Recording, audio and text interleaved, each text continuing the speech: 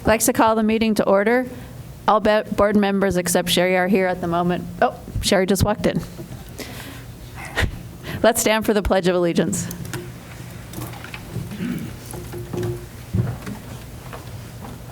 I pledge allegiance to the flag of the United States of America and to the republic for which it stands, one nation, under God, indivisible, with liberty and justice for all.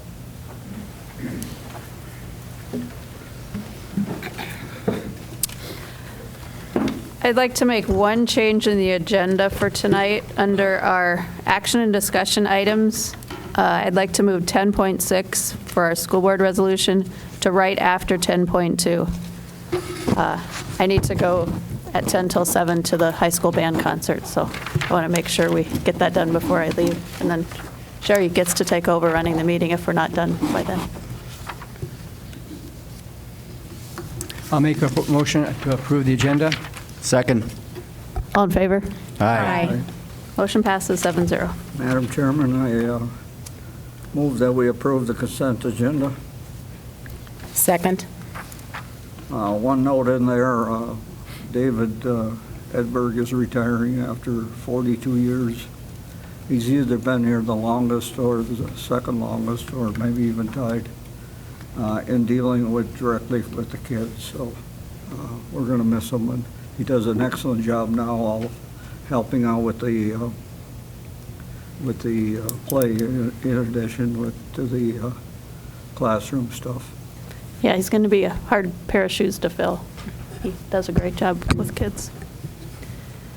Yeah, his work on those sets was just outstanding. It's just really professional. Yeah, and watching him direct the stagehands and just keeping everything flowing he just does a very good job. And it's a really good experience for the kids that participate with Yeah. him, too. It's wonderful. And I would just add, too, because of people like Dave Edberg, we have a very strong vocational program with him and Don Plaisance, and it's, we got 3 full-time teachers, if you include automotive, too. Kevin Bear. It's an excellent group, and we've got a lot of kids that have gone on into the fields of carpentry or welding and that type of thing, and he's been a huge impact on kids. Great teacher. Okay, all in favor of approving the consent agenda? Aye. Motion passes 7-0. Committee reports. Policy? We haven't met. Southwest Metro. We don't meet in December, so our next meeting will be the organizational meeting in January. And CPAC has yet to have their next meeting. okay. Community Ed? We haven't met, but hopefully everybody got the winter catalog. And if you haven't got one, call the school or call the community ed area. And our next meeting will be early January. Thank you. Has wellness met? No, not since our last meeting. And early childhood? They met in November, and the crates of books, Buddy the Bookworm, are available at area businesses in New Prague, Lonsdale, and Elko New Market. The connection booklets have been distributed to parents of young children, and the website that's being designed is going to be ready in February, and we did receive the grant from the Rotary for $2,132, and most of that is going to the website designer. There have been monthly meetings for the Child Care Support Group, and they take on a different topic every month. And they're also going to be parent and provider training nights. And the Saturday gym, it's called Let's Play Saturday, has been working on programming for the winter months. It'll start in January, I believe. Are they going to use the gym at Ravenstream? Or? I believe the last I heard it was going to be at Holy Trinity. Okay. So that's all I have. All right, thank you. Superintendent. Okay, One of the things took place this past week, we had interviews for the human resource specialist position. Of course, Sandy Eaton will be retiring, and we moved people around, so we've got 2 openings, and interviews took place. Sandy Lynn led a team through that effort, and I also was part of the interviews at the end. So jobs have been offered to a couple people, and I'll get that information out to you later. We're still working on start dates and stuff like that right now, so there's a few details to get worked out before that, but that'll be recommended for your approval upcoming in January. Another thing, Sandy Lynn and I met with Bob Vogel, our House of Representative, today, just go over some of the things that are important to our district as we move through the legislation session coming up here beginning in January. One of the most important things, obviously, besides just funding, is just the equalization that we get more aid for, because we're a low property value impact. We have more of an impact on our agriculture and our single-family residents and small businesses compared to, we don't have Ridgedale in our backyard. So when you have the tax impact comes hard on us, and so we need more equalization aid, and we talked about that. And also just when you do bond referendums too, I know there's got taken out in the last second on the tax bill last spring, but just being fair to agriculture when it comes to bond referendum, and he thinks a pretty positive movement will be made in that regard. So we had a good meeting today. He's a supporter of education and past graduate of New Prague High School too. But he'll be we feel very confident he'll be a big supporter for our district. Some other things, kittens, you're leaving to the band concert tonight. We also had our choir concert last Monday. It was fabulous, and I'm sure the band concert will be great tonight. One of the last activity things before the break. Also, Katie Skaya, you remember, a girls hockey player, one of the, who's committed to going to the University of Minnesota. There's a nice article about her in the Star Tribune last week, so kudos to her. And then a couple other dates. I think I mentioned at a previous meeting. Sunday, April 23rd. Sunday, April 23rd will be the Memory Walk, and that will be, we'll have a sort of a celebration of the 1923 building. On Sunday, April 23rd, we'll have a little program and give people a chance to see the 23 building one more time before it becomes a thing of the past. It'll be demolished once school is out. Once I get out of the building, they can go. No, I'm just kidding. And then another dates, right now we're looking at Sunday, September 10th from 1 to 4, having our opening celebration of the finish of all the construction. So we'll have an open house, a program, open house, little celebration when everything gets finished. So Sunday, April 10th from 1 to 4 will be that. So put those on your calendar. What did I say? April.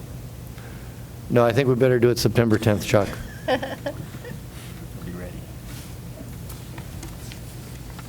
And that's all I got. All right, thank you. Now onto our action and discussion items. Elementary school update.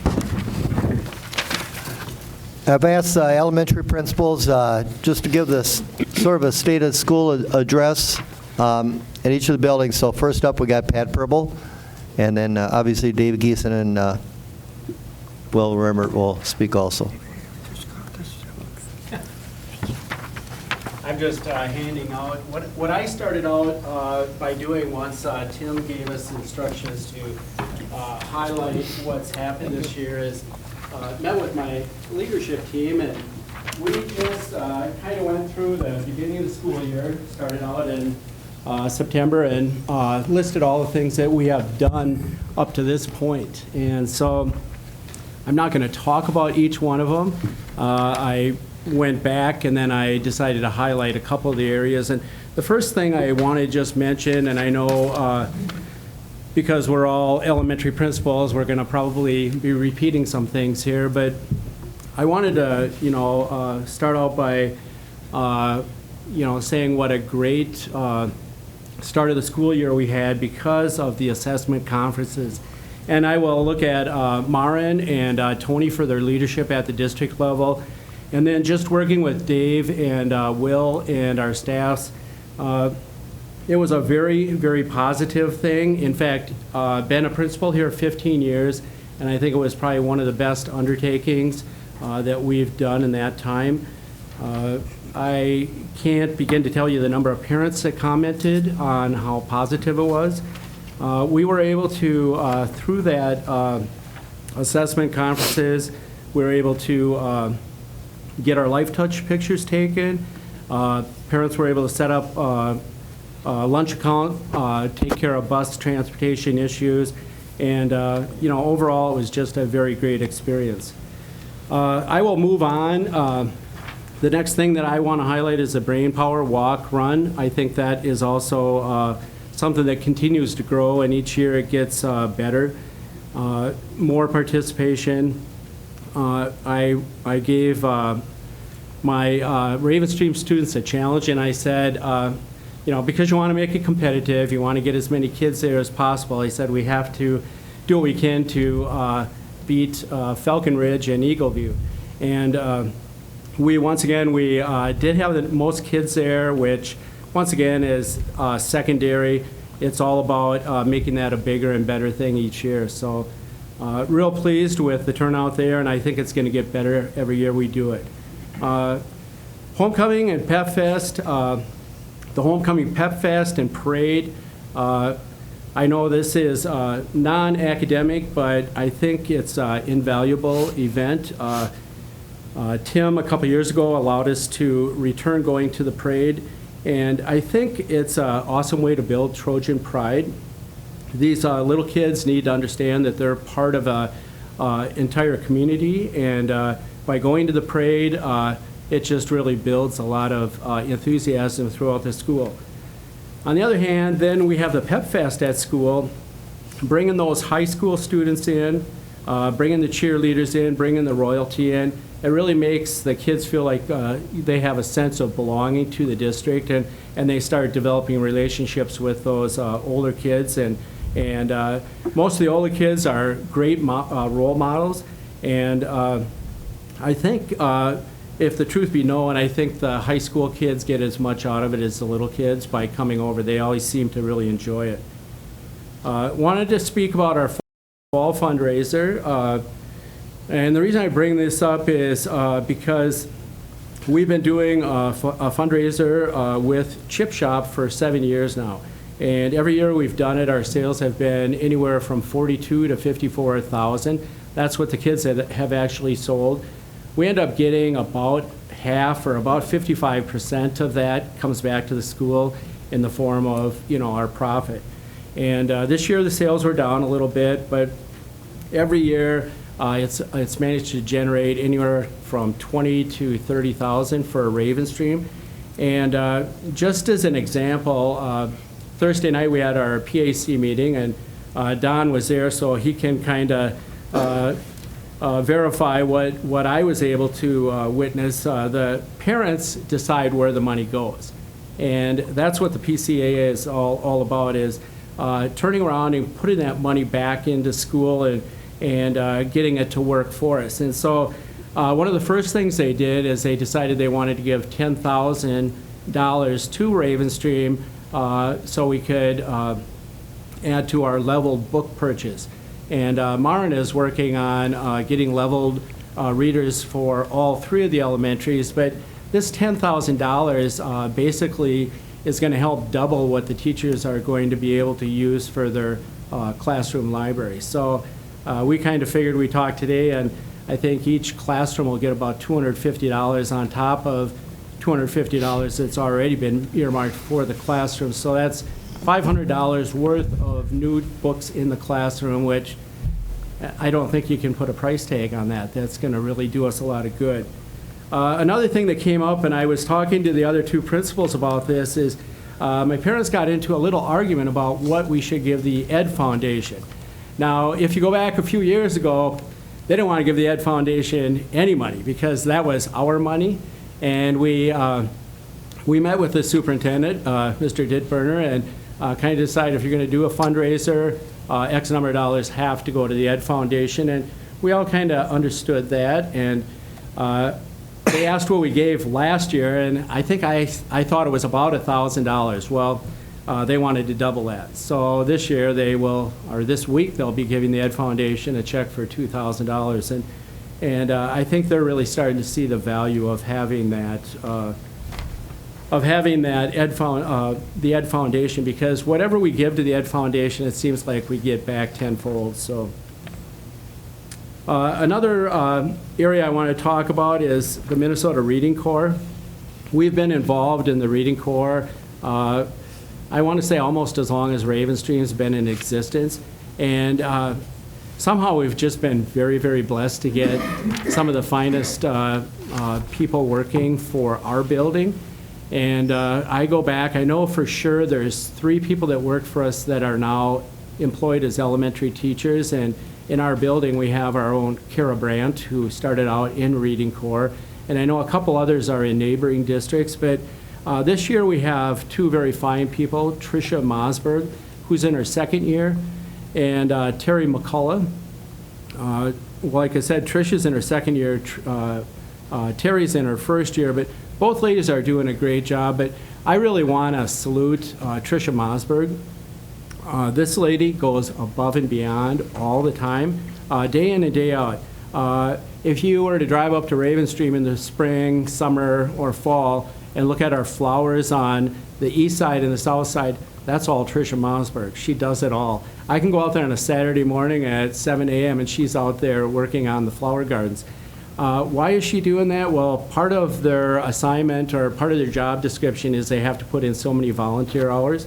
And so recently they spent a Friday after school, after everybody left, decorating our office, and it looks fantastic. But we are really blessed to have some of the best people working in that MRC program, and if you would ask me, what the biggest highlight is, it's watching those MRC people do their work and move our little kids in reading. So the other thing, and this will be my last thing, is the salad bar. We started salad bar about a month ago, and we were all a little bit nervous about it. We know that Will and Eagle View had already started theirs, and so we were trying to think of ways of getting out of it. I actually was bribing Janet Wires, and I said, if you were to roll that out in the loading dock and then it all of a sudden went off the end, I would not be mad, and I'd just look the other way. But we ended up going for it, and it's turned out to be a really nice option. I talked to the kitchen ladies today, and I asked them how it was going, and they were pleasantly surprised too. The salad bar that they present to the kids each day is, it looks very attractive. Besides the salad, there's always fresh fruit, there's fresh vegetables, and on a day when we have a really popular item like pizza or tacos on the main line, we'll get about 50 kids doing the salad bar. On a day when they're not real pleased with what's being served in the main line, we'll get 100 to 120 kids going through the salad bar. So the first week, as I'm sure Will witnessed, we had about 300 kids lined up to try that salad bar out. After a week or so, it died down a little bit. But I just want to say, I could go on and on and on, but we don't really have any concerns. The concerns we have are all minor. They're things that, if I need to, I talk to Mr. Ditburner about. I am a little concerned about space at Ravenstream, but I don't think it's lack of space, it's just how we're using the space we have. And so I'm trying to work with Craig Most, and we're looking at our computer labs. We don't use them nearly as much as we did since we got the Chromebooks and the iPads. And so thinking about repurposing some of our space, and other than that, it's been a fantastic year. I can't believe we're already at, just about the holiday breaks, and it's been fantastic. So, any questions?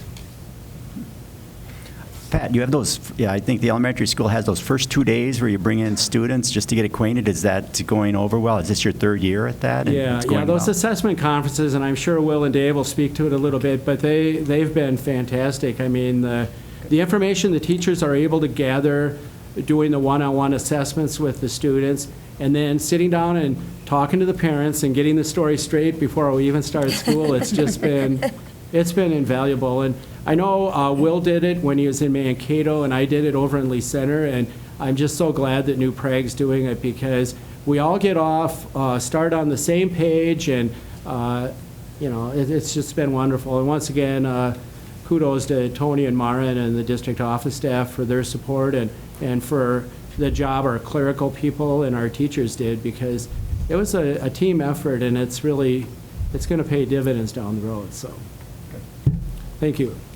Thank you. Thanks, Pat. Now we have Dave Geeson from Falcon Ridge Elementary.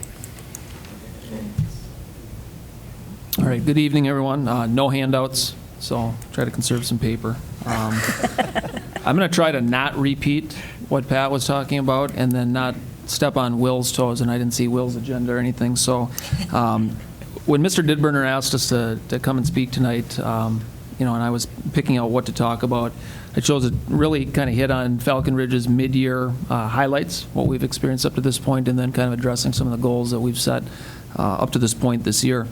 One thing we talk about a lot as principals, directors, as an administrative team, but I think with our staff as well, is going from good to great, and that's kind of been a focus. And when I think about the things that we put our time and energy in, it's with that in mind, going from good to great.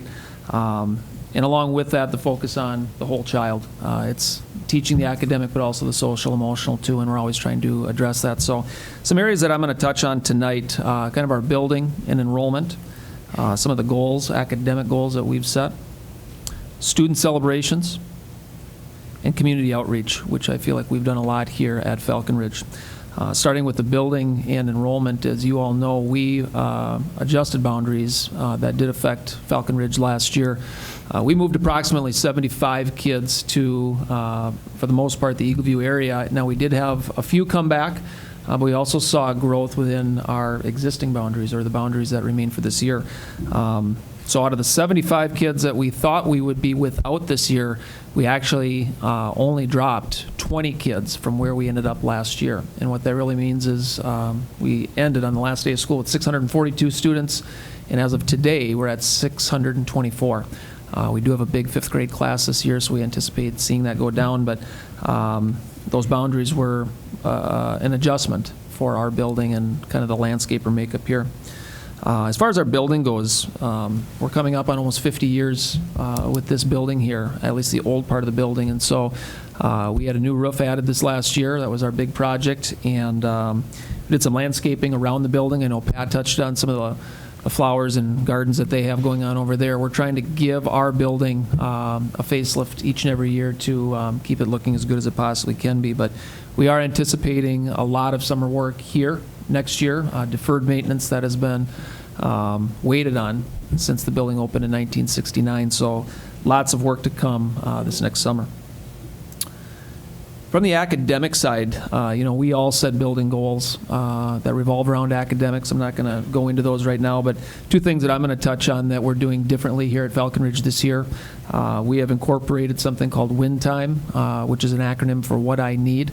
And that's a block of time each day where we're really looking at each child within their grade level and really trying to either extend upon learning or remediate as need be, and really trying to use the resources we have in our building.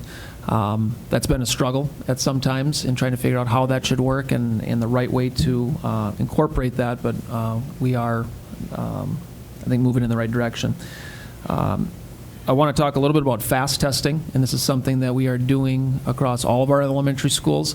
And fast testing is something that replaced our NWA test. It's a standardized assessment which gives us very quick and very timely feedback as far as student progress goes. And that has been something that, like the acronym says, is very quick. We're getting information very quickly, and we're able to use that to hopefully help instruction in the classroom. Some of our different student celebrations. We started the beginning of the year with what we've come to call our red carpet welcome. Many of you are at the high school for our district welcome back. Well, we take that carpet and recycle it right over here. On the first Friday of each school year, we welcome all of our kids back in and have our New Prague High School band out front and really try to impress upon our students that this is a place where they're welcome and they're celebrated, and that's how we have kicked off each of our first Fridays the last couple of years, and that's gone over very well with our kids. We also hosted a welcome back picnic, which we did it was the second Wednesday of school this year. I know we served for free almost 900 hot dogs, so we had a great turnout, inflatables, things like that, but it's a great chance for families to get out and come and join us here at school. We had a group of our fifth graders from our student council attend We Day this year, and I know a couple weeks ago Brad Greger talked about the middle school attending We Day, and it was the second year we've done that here at We Day, but it was at the XL Energy Center. There were bands, there's comedians, there's entertainers, but the whole message behind that day is kids making change and making a positive impact.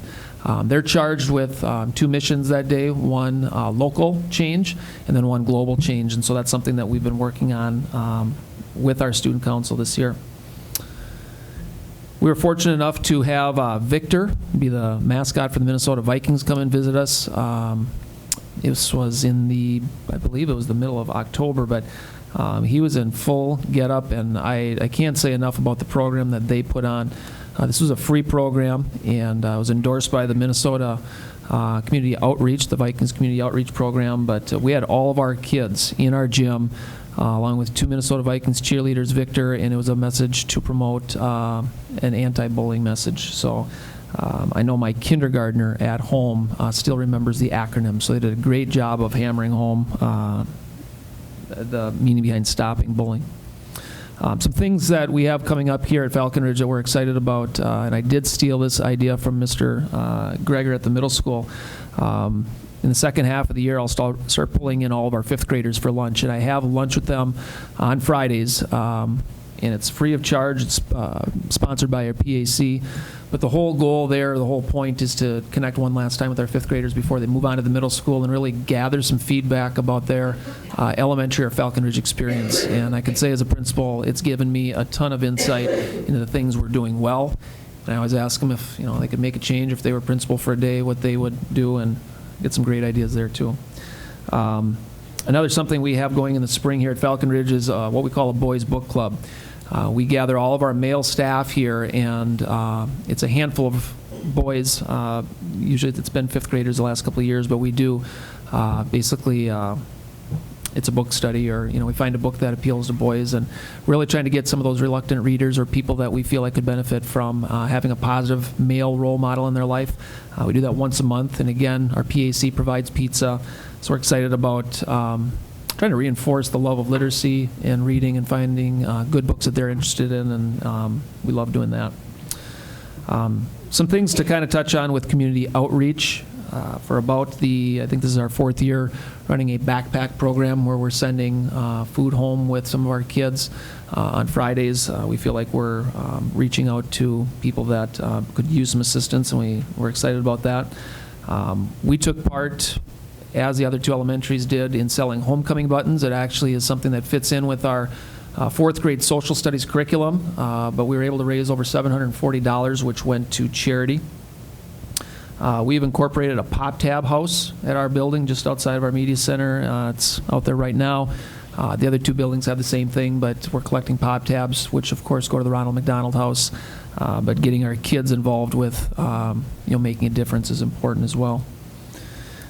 Anytime I lead a tour with a new family, I always point out Malastrana across the road, and each of our first grade classes crosses the street just about every day. I think even today when it was 16 below, I kind of pushed it a little bit, but we got them over there. They read to the residents over there, and we really enjoy having that connection with Malastrana over there. But this year we actually had some of our staff over the last week or two bring in gifts for 22 of the residents over there. So it's another way that we can kind of make our presence felt over there, and feel very excited about that. Lastly, again, with the holidays right around the corner here, we're excited that we raised, and this is our kids, being kind of charged or challenged to bring some money in based off of jobs they'd done at home. But we raised over $2,100 from 28 classrooms, which will go to kids who are less than fortunate during this holiday season. So knowing that our kids, did that and did the legwork, and then we had parent volunteers actually go out and purchase these items. This is a program that's gone on for many years, led by Becky Wolf and Amy Hennon in our building. So excited about what we are able to do for some of the kids, again, who are needy in our community. So, and then one last note, and I know Jerry, we had talked about this at our last PAC meeting, but we had at our last round of conferences, when we talk about parent involvement, I think we counted only 6 families that did not show up to our last set of conferences. It equates to about 98%, 99%. In my time here, it's never been that high. So it does speak to the community we live in. It speaks to the parent support that we have, and we're very appreciative for all those things. So any questions you guys have? Okay, thanks, Dave. All right, thank you. Now we got Will Rimmert from Eagle View Elementary. Well, they went over their 3 minutes, so. Yeah, so in my 4th year already at Eagle View, I kind of joke with people that in our 10th year of existence, I was the 4th principal in the first 7 years, and so now I've surpassed everybody that had been there. So it's good, feels good. Dave alluded to the boundary adjustment, and we added, 50, 60, I want to say like 56 was the actual number. And that's helped to fill us up. But what else has really helped out there is, and something that I think often gets overlooked, is that we have about 100 pre-K kids as well.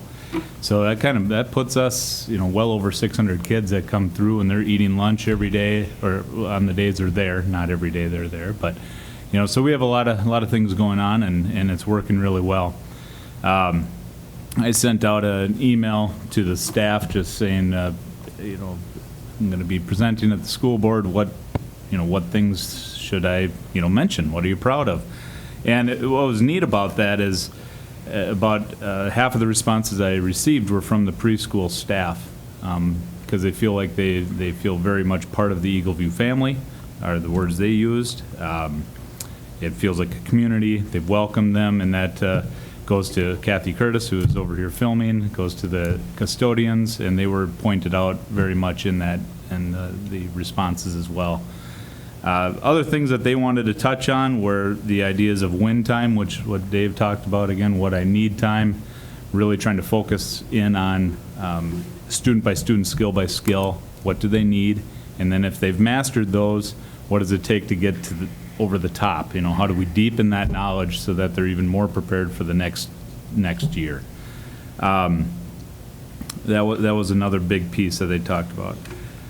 A year ago, our PAC transformed into a PTO, parent-teacher organization, and that was pretty intentional, with the idea of PAC in the mind of some of the parents out there was that it's a parent advisory committee, and they weren't feeling as much collaboration. And so when we make that move to a parent-teacher organization, that they felt that helped to bring the groups together, if that makes sense. I think things are going pretty well through that group, and we did a neat thing this last year through Apex Fun Run. That will be our primary fundraiser going forward. We raised over $20,000 in basically making healthy choices instead of selling things in the same way. So that's been a positive thing. They've helped our SOAR program. The PTO has. SOAR is our PBIS, a lot of acronyms here, but SOAR, we use safety first, we own our behavior, we achieve our goals, and we respond respectfully. And the PTO has helped us to put some banners up in the hallways and in the cafeteria, and there will be more being installed over the holiday break here as well. So those are things. Once a month, we also do a SOAR morning meeting where we get the kids together and we talk about our expectations and how can we improve. Dave talked about the idea that we really want to move from a very good school to a great school and good district to a great district. We have amazing kids and amazing families, but sometimes what gets in our way is that our kids are born on third base and they think they've hit a triple, and we need to figure out how to deepen that knowledge even further, because they're showing up oftentimes proficient and ready to go. So what are we going to do with that? I mean, we are trying to figure out what to do for kids that don't have it, but we also need to get those kids that do have it already to another level, and that's a big piece of what we're trying to do through Win Time as well. Pat talked about assessment conferences. Those have been an amazing addition to what we do here. We're also looking at the ideas of how to repurpose our computer labs because of the great support through the Chromebooks. We aren't in a space crunch at this point at Eagle View, but it won't be too far into the future that we will have some hard decisions to make on some things. And right now we have preschool accessing 2 or 3 of our classrooms in the regular K through 5 area of the building, which is awesome, but hopefully we continue to grow, and which creates an issue of where would they go. We'd love to keep them there, but we do have other needs down the line as well. And then finally, really the last thing that I wanted to touch on is something that we're going to do, and we stole the idea from Falcon Ridge. We're in spring, I think it's May 21st, we're going to do a kind of an all-school, whoever wants to go, it's on a Sunday, Twins game. Sell tickets, bring your family, encouraging the staff and as well to go to the game, and it's just another way for us to get outside of the building and become that Eagle View community that we want to really stress and understand that in order to raise the whole child, we are all in it together. So there, I might have gotten to 3 minutes. No, 6. Any questions? Thanks, Even better. Will. Thank you.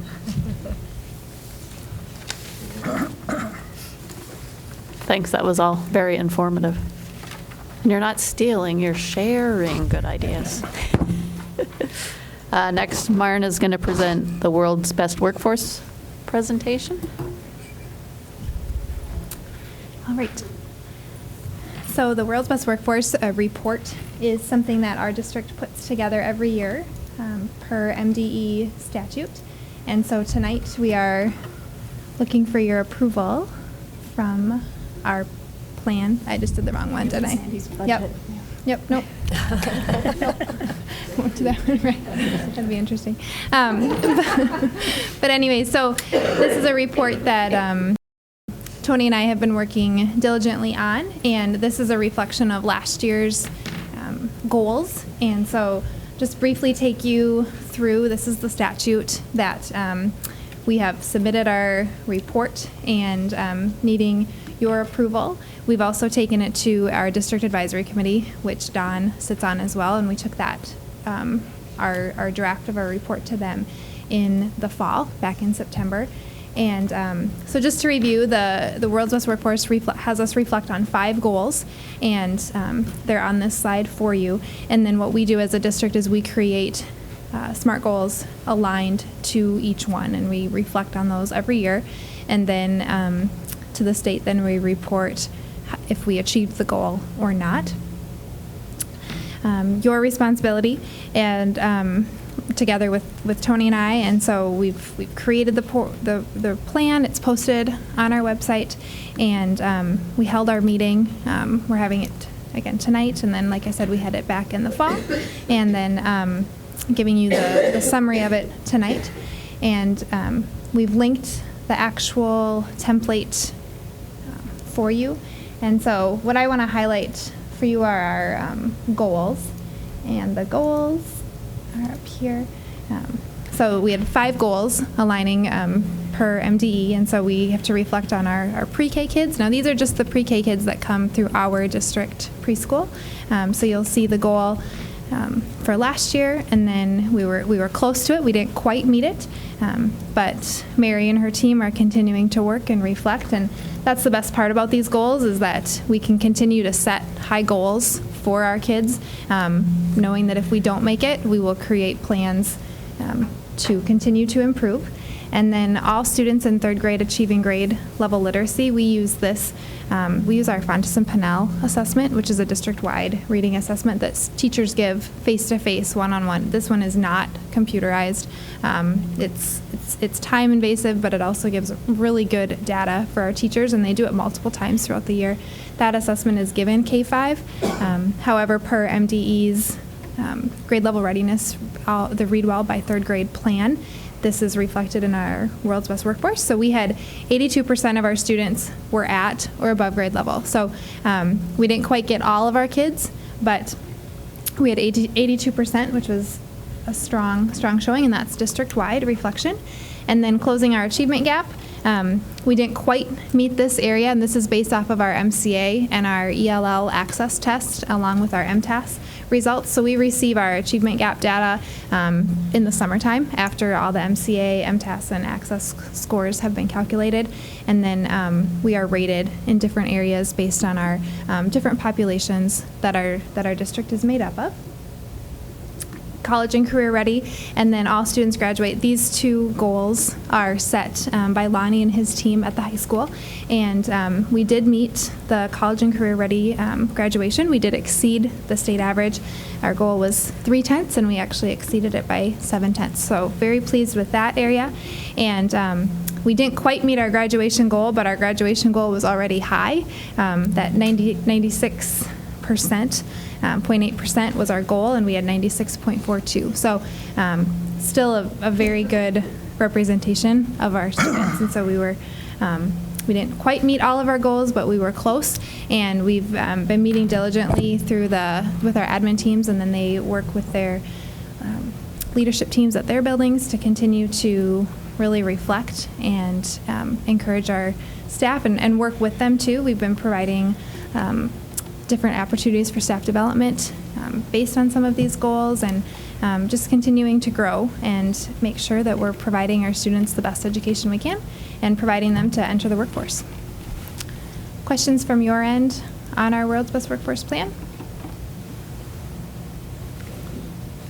Okay, so it is all posted online on our website. It's all there, and this will be something that we will again report on next year and continue to grow. And you'd like approval of this We do need approval. particular Yes. vote? Yep. I'll make a motion to have approval on the best workforce goals. I'll second. All in favor?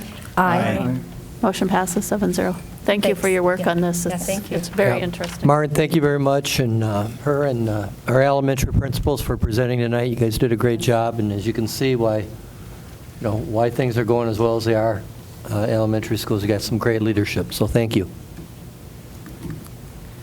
We're going to move on to this resolution changing school board elections to even-numbered years. This is something that has been discussed before I was on the board. And a lot more districts are moving towards changing to piggyback on the state and local elections and not having a separate school board election. We know this will save the district money, and it will get a better turnout for the school board elections. So we are proposing extending all the board members' terms 1 year to move the election to even years. For as difficult as this can be at times for any elected official to extend their year, the timing is probably right. I think it's about 10,000 per election, and we'll get a greater turnout, as Kitten says. So I just think it's the right thing to do. At this time, I'll accept a motion to consider the resolution providing that the school board general elections held after 2015 shall be held in the even-numbered years, establishing a transition plan as well. Do I have that motion? I'll make the motion. Second? I'll second. It's been moved and seconded to consider this resolution, whereas the school board has previously determined that school district should hold its general election in November of the odd-numbered year in 1999 and thereafter, and whereas the school board now believes that voter participation would be greater and election administration easier if school district general elections were held in conjunction with the state general elections in November of the even-numbered year. And whereas the laws covering this provides that a political subdivision that initially chooses odd-numbered year elections and later determines to change to even-numbered year elections may do so by the adoption of a new resolution that contains an orderly plan for the transition. Now therefore be it enacted by the School Board of Independent School District Number 721, State of Minnesota, as follows. School Board general elections held after 2015 in Independent School District 721 shall be held on the first Tuesday after the first Monday in November of the even-numbered year. Number two, the terms of the office of school board members that would otherwise expire on the first Monday of January 2018 if elections were held in the odd-numbered year 2017 shall be extended to expire on the first Monday in January of 2019. The terms of office of school board members that would otherwise expire on the first Monday of January 2020 if elections were held in the odd-numbered year 2019 shall be extended to expire on the first Monday in January of 2021. Number three, the school board shall notify the county auditor of each county in which the school district is located, in whole or in part, of its determination to hold its general election in November of even-numbered years, starting with 2018 and thereafter. How do you vote on this? Donald? Yes. Jean? Yes. Sherry? Yes. Kitten? Yes. Kim? Yes. Jerry? Yes. Dennis, yes. Item passes. Thank you. Now I will turn over running the meeting to Sherry so I can get to the band concert. Did you want to do the truth and taxation next? Okay. Or the budget next? Okay.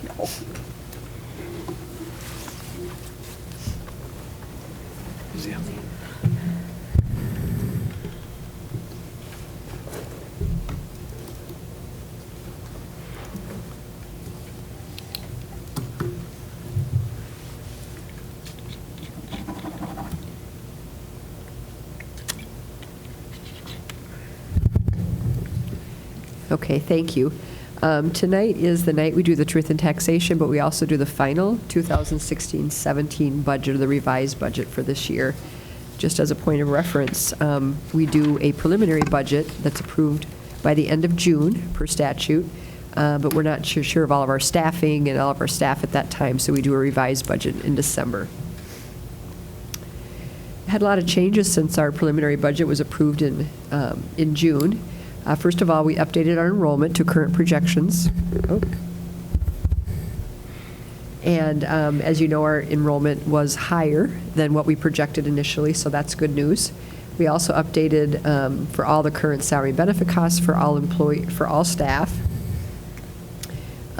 We have added an Indian education program that is both a revenue and expense. This is a new source of revenue approved by the state legislature a couple of years ago. You have to have a minimum of 20 American Indian students to qualify, and we've been below that number, but this year we have just over 20. So we get about $20,500 in revenue, so that added both a revenue and an expense to our budget. We also added the district's share of the indoor pool consultant and aquatic center manager, which is about $25,000. A couple of additional projects. We discovered a need for a new floor in the high school weight room. That kind of went together with our current construction project, as we got a really good price on the floor in the high school because we did a floor in our middle school. Excuse me. And we also, as a long-term facilities maintenance project this year, we put in new visitor bleachers at the athletic stadium, and that project cost a little bit more than anticipated. And then we added quite a few staff since we got the budget approved in June. We added a total of 2.5 special ed positions. A couple of those are going to be hired mid-year here, starting in January, all due to large caseloads, fall move-ins, open enrollment. One is due to a large caseload at our non-publics, which we are required to support. And then we also added a .13 FTE for DAPE and FIED, again, due to increased caseloads. We also added, due to increased enrollment, a 1.0 first grade teacher at Ravenstream, a 1.0 K teacher at Falcon Ridge, and a 1.0 second grade teacher at Falcon Ridge. As Dave mentioned, their enrollment didn't decrease as much as planned due to move-ins within his district boundaries. We also added a .25 FTE at the high school in order to hire a physics teacher. And we also hired an additional .5 title teacher. There's offsetting revenue. This is revenue for this is a federal program. We also increased our licensed substitute budget due to higher than projected actuals from last year, mainly due to hiring the reserve subs partway through last year. We're also replacing our current HR staff with the 2 HR specialists that Tim referred to tonight. And we also, if you look at some of the detailed object code information, UFAR's totally redid their technology. Object codes has been keeping Sheila Heinen very busy, trying to keep up with all the changes and get the staff to use the new UFAR's object codes. That's a pretty huge undertaking when staff have been used to using a certain set of object codes for 20 years and now they have to use different ones. That's a big change. So just to summarize, our total general fund revenue and expenses would have revenue of just under 40 million and expenses of about 42 million. And for just our unassigned funds, revenue of 37 million and expenses of just under 40 million. This shows our fund balance history going back to 2006-07. Added the bars for fiscal year 15-16 based on our audit report that was just given a few meetings back, and it shows what our total fund balance would be projected to be based on this budget. I think you know me by now that we basically, I budget expenditures on the high side and revenue on the low side. And so really if we came in where we have been coming in the last few years, instead of losing 2.5 million in our unassigned fund balance, we'd lose more like 1.7 million. But definitely this year, excuse me, is going to be the year we probably start losing some fund balance. You can see our reserved accounts.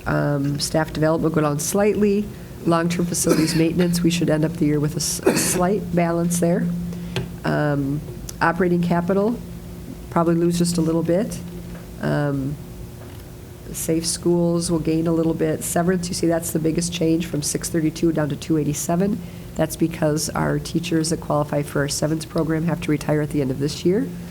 And so we'll spend down a lot of our what we've reserved for severance. And then turf, we right now are reserving $75,000 each year for turf replacement.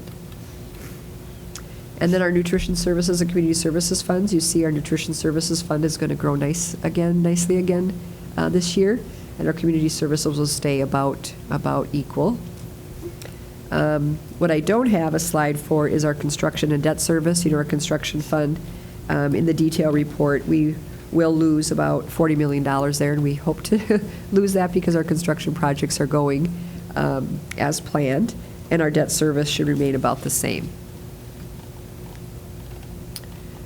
So that's really the information on the budget. I do need approval of the budget tonight, and then I'll move on to the truth and taxation information. So go ahead. You talked about the fund balance. We're going to be at 6.7 million. Is that budget projection? That's unassigned fund and balance. That's, what percentage is that? That's about 15% or whatever. No, it's going to be, it's like 17 or 18. I should have brought my laptop That's up okay. as I have it, but yeah. And that's where. And we're right now at 8. Our fund balance goal is 8%. Okay. Just as long as we're within that guidelines, I wasn't sure where it was. Okay, Yes. thank you. Yeah, and at 8%, it's about $3 million, something around there, yeah. I'll make a motion to approve the revised budget for 16-17. Second. Motion passes 7. Oh, I'm sorry, all in favor? Aye. Aye. Okay, motion passes 7-0. 6. Excuse me, 6-0? 6-0, thank you. Okay, next, we're going to do the truth and taxation. Correct? Okay. Yes, okay. See, Kitten's still here in spirit, we have to tell her that. Yes. Even though when she's gone, she's still counting. Yes, yes. Okay, so Minnesota Truth and Taxation Law, we're required to have a public meeting on a proposed tax levy. We're required to discuss the taxes payable for the next calendar year, discussion of the current year budget, which I just did, and then provide an opportunity for public comment. So first of all, just our sources of revenue for last year. You can see 69% of our total revenue for all of our funds comes from state sources, and just less than 20% comes from local property tax. So this is not the largest source of revenue for us, as 69% come from state sources. How are school taxes determined? There's several different kinds of levies. First are voter-approved levies. Those are bonds for building projects and operating levy. We have some levies that are school board decisions. We have special levy authority for facility leases and reemployment. And then we have board-approved and local optional revenue, which are a part of our operating levy, our voter-approved operating levy. And lastly, we have levies set by state formula. There's several levies that fall into that area. You can read them there. And then the levies in red are equalized levies. And the way the system works is the state of Minnesota, based on formula set by the legislature, they basically determine what our total revenue is going to be. Then they have an equalization formula that determines how much of that revenue is paid in state aid versus local levy. And the goal is to equalize impact to local property tax owners based on the market value per student. So they try to take, communities with a high property value, communities with low property value, and try to equalize that so that districts like ours with a lower property tax value don't pay as much in local levy as other districts that have high property tax value, mainly the metro area. This is the levy for the general fund for 2017. And you see this is increasing quite significantly. We've talked about this in past meetings, but basically there was a large adjustment due to MDE moving from changing the weights of the pupil units. And so there was a large adjustment for that. Excuse me. And there's also a change in how they equalize the levy. More of our state aid is being, or more of our revenue is being paid in a levy that has been in past years. Our community services levy is increasing 3%. The main area of increase here is disabled school care. This is for our Kids Company program for special education students in Kids Company, where we can hire staff to help support those children and their needs. The debt service fund is increasing just slightly, and that varies up and down based on our debt schedule. So you can see our total increase for our recommended levy is 6.93%, or just under $800,000. The initial preliminary levy that we approved in September indicated an increase of 8.03%.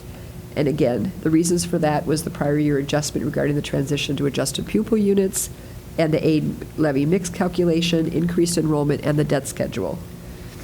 So Tim and I reviewed options to lower the overall levy to reduce the impact to local taxpayers, and we were careful to lower the levy in areas where state aid is not impacted, and excuse me, we wanted to minimize impact on required district programming. So we did adjust the following levies. We took our 2015 adjustments for $64,000, and we actually, initially I told you it was going to be a student achievement levy. We actually decided to lower the lease levy instead, same amount, just that the student achievement levy did have a state aid impact, and so I changed that. The reemployment levy and the Southwest Metro Long-Term Facilities Maintenance Levy. So we decreased our levy by $121,000, and so the increase is 6.93%. Excuse me. So this shows the levy history, And you can see how, it ebbs and flows from year to year depending on what's happening. We did see a large increase from 2015 to 16 because of our bond, our $58 million bond referendum. And then we're again showing an increase due to that, mainly the aid levy mix calculation as well as the one-time prior year adjustment. As far as what percent are voter approved versus board approved, most of our levies are board approved levies. Goes to the operating levy as well as the building bond levy. By fund, debt service is our largest piece of the levy, and that's because of all the building projects that have taken place in this district over the last 20 years, with just a very small percentage being community services.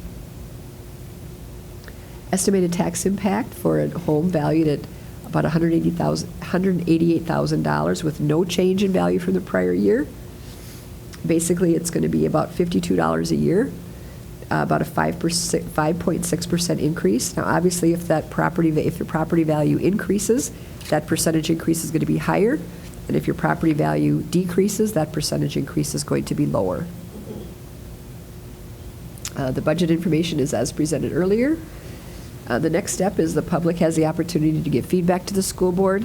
We're asking you to certify the final levy tonight. Then the county auditor actually calculates the final tax bills, and then they start collecting the money. So I'm asking that the board certify the levy as presented at just under $12 million, $11,986,169. And does anybody have any questions? Does anyone have any questions?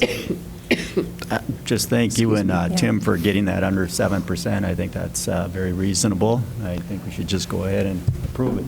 Yeah, We don't have to wait for public input, right? Yeah. There's nobody here unless the technology people. Just acknowledge, okay. Yeah. Those three over there, probably. Take a picture. Okay, so at this time, if I can have a motion, please, to approve the calendar year 2017 levy certification, please. I'll make the motion. Second. Okay, all in favor? Aye. Motion passes 6-0. Okay, so you're welcome. We're going to do the calendar next, correct? Approval of the, Might as well. okay. I'm going to have Janelle put it on the screen here. We'll just quickly review it. Recommendation to go with the calendar as shown here. It's the same one we've looked at in the past.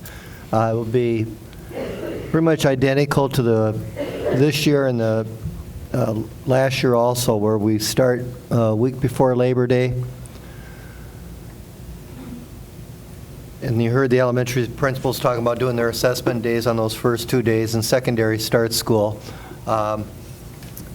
Yeah, the only thing that really changes on next year's calendar is spring break, connecting it with Easter, is the last week in March. Otherwise, it's almost identical. The last day of school for kids is May 24th, with graduation to be on May 25th, that Friday. So this will be the third year, and we're able to do this because of, by state statute, to have a construction project of $400,000 or more. We're able to flex our calendar to the needs of construction. But be honest with you, it's been very, very popular calendar with staff and parents, and for that matter, kids too.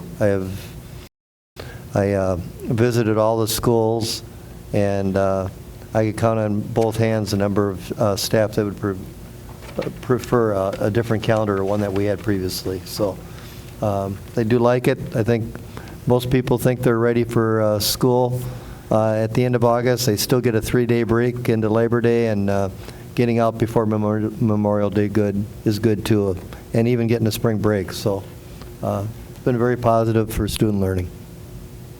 Okay, if I can please have a motion to approve the 2017-18 school calendar. So moved.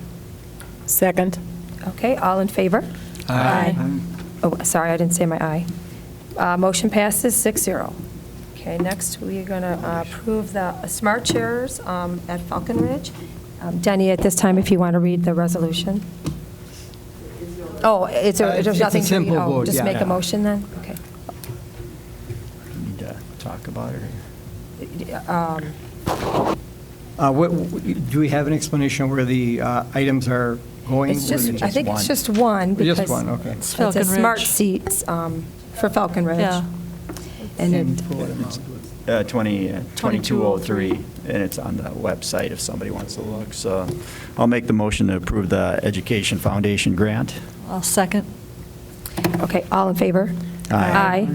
And motion passes 6-0. Can I, at this time, have a motion, I think we're to adjourn? So moved. Second. Motion passes, or, meeting adjourned.